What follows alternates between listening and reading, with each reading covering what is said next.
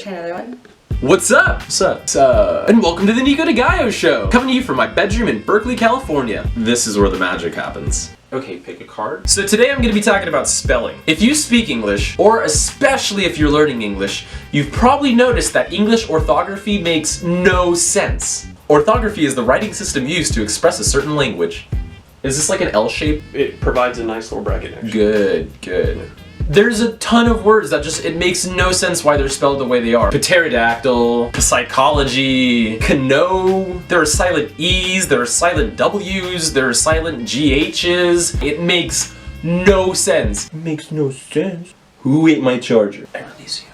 Maybe a little bit of sense, but only like this much sense. But why? So here's the deal. When we started writing Old English with the Latin alphabet, everything was spelled the way it sounded to the people who were writing. By the way, when I say Old English, I don't mean like Shakespeare, that's early modern English, I mean Old English, like over 1,000 years ago. Then around the 1400s, they invented the printing press, and we started to standardize English spelling. Except that was over 500 years ago. Around 1604, the first dictionaries were printed for English, so we started getting this idea of what correct spelling was and how things should be spelled, and that kind of froze English in time. Because a lot of these spellings were based off of the way we spelled and pronounced things, again, 200 years before even that. And English had already changed a bunch. But because that's what the dictionary said it should be spelled as, we kept spelling it like that, and kept spelling it like that, and kept spelling it like that. So here are a few of the different types of changes that happened that contribute to why English doesn't sound anything the way it's spelled. First off, we lost a bunch of sounds. So words like dumb, gate, answer, knife, or gnome used to be pronounced dumba, gata, with the E being pronounced answer, canife, and gnoma, back when we first made up the spelling for the word. But that just got hard to say, so we stopped saying it like that.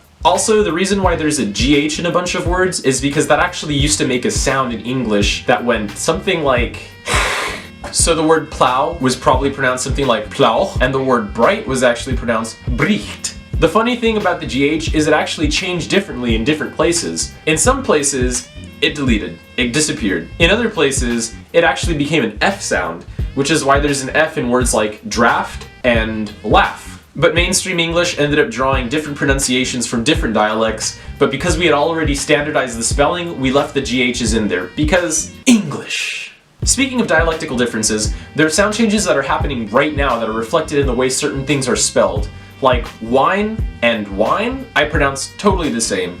But some people consider the WH to be a different sound and say wine and whine as totally different words and hear it as totally different words. I kind of find English spelling to be a little pretentious, like we only leave things extremely complicated because people think it looks fancy. And this is totally reflected in something called Latinization, which is a phenomenon where we took words and we changed the way that they used to be spelled just because we found out that it used to be spelled even before that with, I don't know, a B, like the word debt. When we borrowed it, was spelled D-E-T-T.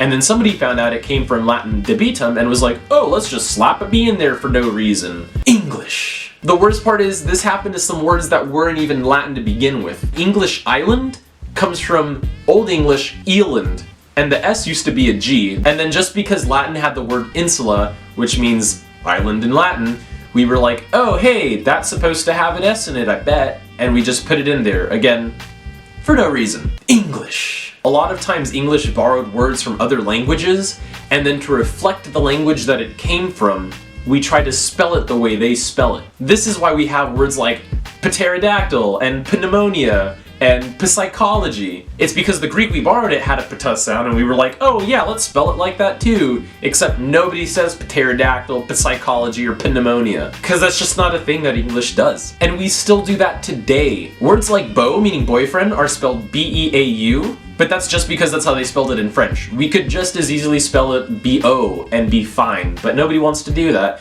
because it's French and fancy. Or jalapeno, which is delicious, except for the fact that the J never makes an H sound in English. We just did that because that's how they spell it in Spanish. And sure, yeah, we're all familiar with the word because we've seen it 1,000 times, but has anybody thought about how little that makes sense either? But Nico de Gallo, why doesn't it change? That's an excellent question. We've actually tried.